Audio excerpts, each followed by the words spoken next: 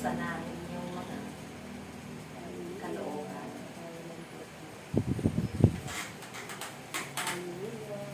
Naway naging palagay na ang bawat isa.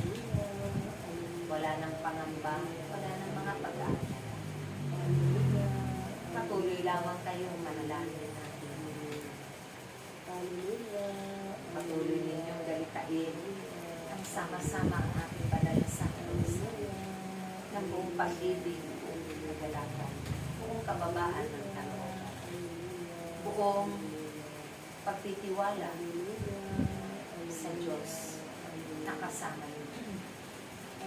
Ako'y nakakapag sa inyong mga kapwa-tao na pagmamasdan ko ang kanilang mga ginagawa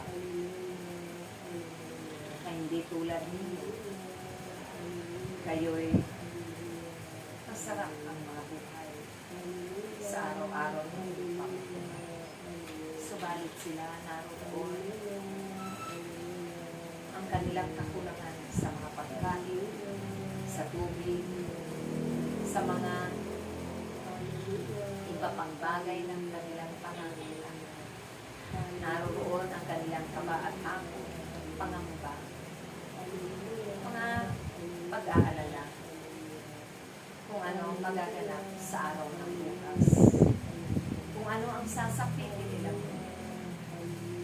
sa maghapon ng kanilang mga buhay, kung sila ba ay makakauwi pa sa kanilang mga mahal sa buhay ng may buhay na may kalakasan at kasignahan.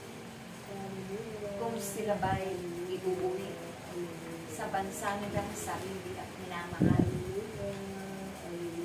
na nakalagay na sa isang sisidlan na punong-puno ng kapit-kapitan ang marapat na. Subalit, sila man ay nananalangin. Kaya tulungan niyo sila ang manalangin at lagi kayong pagkaisa. Humingi ng awa at habag sa amang Diyos sa makapangyarihan. Ang mga paghingi ng kapatawaran, ang pagsisisi, lalo-lalo na sa panahon ninyo, ang pagpapalinis ninyo ng inyong buong katauhan sa Diyos, at paghingi ng kapatawaran sa mga kakulangan ninyo, kahinaan at kamalitan, ay lagi ninyo itong ganapin atin. At sa pagganap ninyo ng mga tutunin ng buong pusong pag-aalay ng inyong mga oras at panahon, lakas, talento, at ng buong katauhan. Na hindi kayo nag-aalinlangan, na hindi kayo lubos na mapagpaipabaw sa pagkakataon. Pagkos naroon ang inyong pag-ibig at pagpapahalaga sa bawat oras dahil patid ng Diyos kung ano ang nangyari ng bawat isa. Higit na narito sa kawalan. Naway pagpatuloy ninyo ang pagbabahagi ng mabubuting bagay, pagpapalaganap ng mabuting balita, ng kapayapaan at pagmamahal at pag-ibig sa inyong kapwa-tao, sa inyong mga kapatid. Malayo man sila, naririyan ang inyong mga tulong ng pananalangin ng buong katapatan. Dahil ito ang nararapat gawin ninyo sa mga panahon. Abalamang kayo bilang mga ina ng tahanan. Subalit bigyan niyo lagi ng oras at pagpapahalaga kung ano ang itinagubili ng amang makapangyarihan sa lahat. Na itataboy ninyo ng makaikang ilang ulit sa maghapon sa harapan ng dambana ng Ama na nakataas ang inyong mga kamay. Sama-sama kayo may pagkakaisalan. Naganapin ang lahat ng buong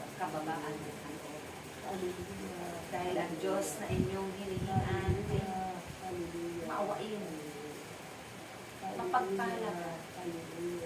Siya ang magpupuno ng lahat ng iyo at papawiin niya ang mga kabuluhan niya at kalulukan niya ng ating buhay. Dahil hindi lamang isa o dalawa, tatlo na nagkakatipon.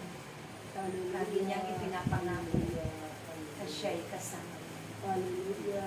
Kaya huwag kayong mababahala na makita. Ipalagay ninyo ang inyong mga kalooban. Lalo na ang may mga kamag-anak doon sa lugar niyo. Ang inyong mga kababayan ay inyo rin pinamahal. Pagamat hindi man ninyo sila kakilala, buong puso ninyo, ipanalangin silang lahat. Na umibay ang kanilang kalooban, patibayin ang kanilang pananampalataya ng pagtitiwala sa Diyos. Na may Diyos na tutulong sa kanila, sasaklolo sa kanila, aakay sa kanila, aamon sa kanila sa mga pagdurusa. Naway aking mga anak, nauunawaan na ninyo kung bakit nagkamit ng hiwaga inyong pumanan dahil yan ang pakdaan ng Diyos Ama sa inyo. Maraming salamat aking mga anak. Iniibig ko kayo. Ako si Maria na nagpapatira pa lagi doon sa kalangitan, sa harapan ng upang katuwang ko kayo sa pananalangin para sa kapayapaan. Maraming salamat aking mga anak. May mga pinagdadaanan man kayo ng mga pagsubok na pinahintulutan ng Diyos sa inyong mga araw-araw na pamumuhay. Subalit narito kayo, laging nakikipagkita sa ngalan ng Ama, Anak at Espiritu Santo. Praise shall be. Inom kami.